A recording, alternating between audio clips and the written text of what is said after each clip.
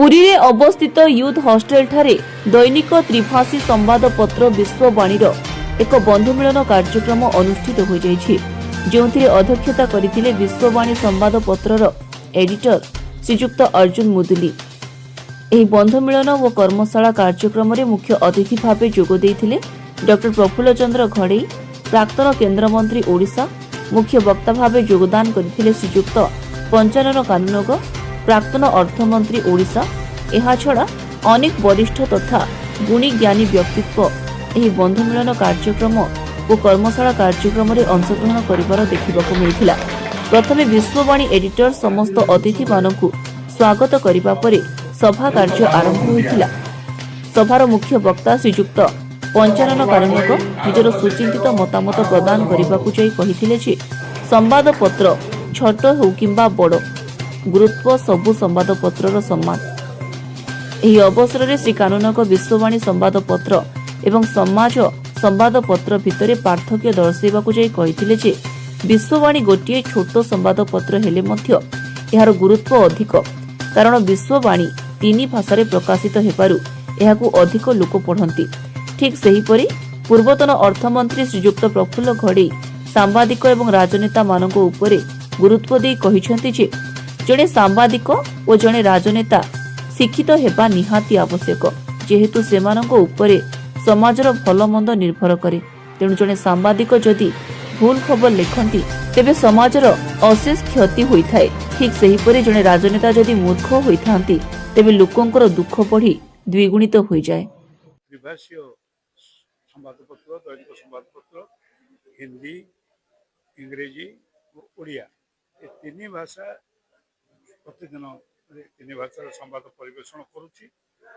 से समस्त संवाददाता मानकर आज गोटे बैठक होता एकत्रित होते और संकल्प नहीं आगामी दिन में कागजटी को अधिक गुरुत्वपूर्ण कराइबे और आदरणीय कराइबे। ये परिस्थिति रे मु एवं श्रीयुक्त प्रफुल्ल चंद्र घड़ई मैं उभय ये उपस्थित थी। अनेक अनेक धन्यवाद दौचु विश्ववाणी कर्मकर्ता मान जो मैंने संवाद प्रकाश कर समस्ते आगामी दिन में संकल्प नहीं ओडिशार स्वार्थ पर, गरीब जनसाधारण स्वार्थ पर कागज को उत्सर्ग करेंगे। धन्यवाद। प्राक्तन अर्थमंत्री हिसाब से मालकानगिरी सर कौन वार्ता देवाक चाहिए?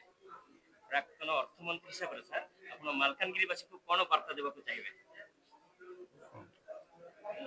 वार्ता हूँ एकमात्र जिते स्वच्छ रे मंत्री रे स्वच्छ है ना सबुदिन जी से संवाददाता रे स्वच्छ भल संवाद परिवेषण कर ना समस्ते देवे।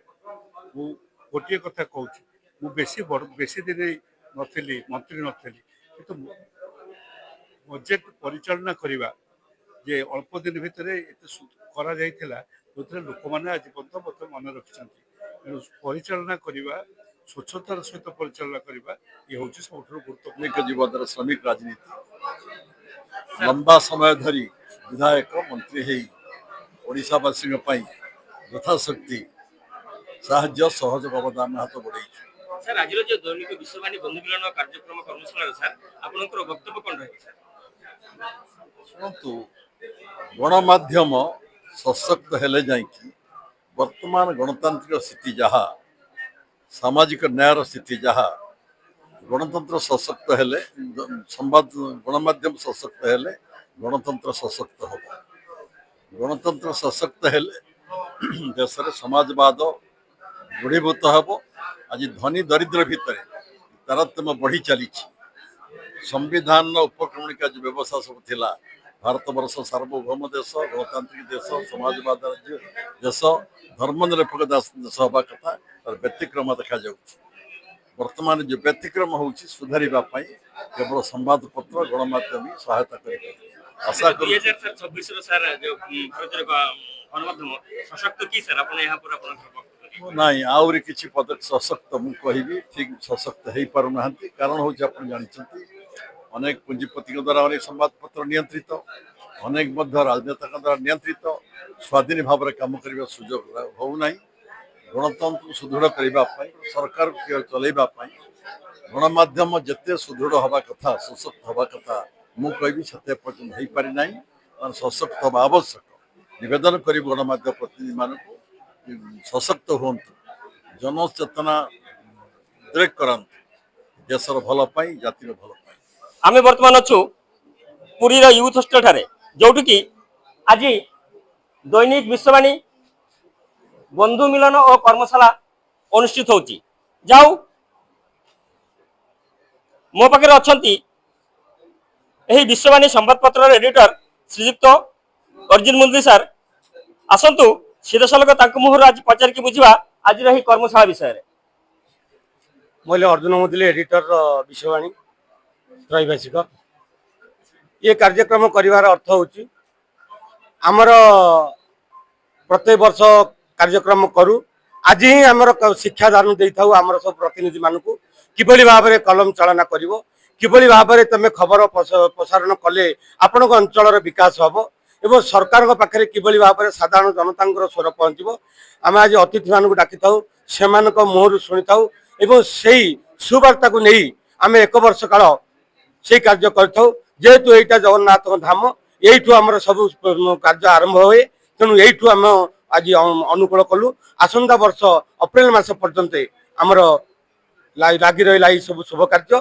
पुणी अप्रैल मास हेले पुणी बंधु मिलन हम पुणी नूतन वार्ता नहीं आम पुणी आम कार्य करूँ एभली प्रत्येक वर्ष कर सर जेहेतु मु मालकानगिरी बिलंग करे सर तेणु आपण पाखे मोर गोटाए क्वेश्चन रहिबो सर आमे मालकानगिरी सर एत दूर आसु मालकानगिरी वासी प्रति आपनकर वार्ता कौन रहिबो सर मालकानगिरी वासी प्रति आमर वार्ता सब बेले सुवार्ता सेठिकी मत गले बहुत खुशी लगे से लोक गुड़ाक बहुत निरीह बहुत सरल एवं बहुत मिष्टाभाषी एवं बहुत अतिथि प्रेमी धन्यवाद सर शुणुले सार मुहर आज कर्मशाला विषय रे जाऊ सार मालकानगिरी वासी प्रति जो सुवार्ता देइचंती ताहा एक्चुअली बहुत प्रेरणा बा आम मन आम जो सांबादिक मान अच्छु आम मन बहुत प्रेरणा प्रदान कर मालकानगिरी जिला Kalimela block Puri Sukumar Mandal report times on Odia.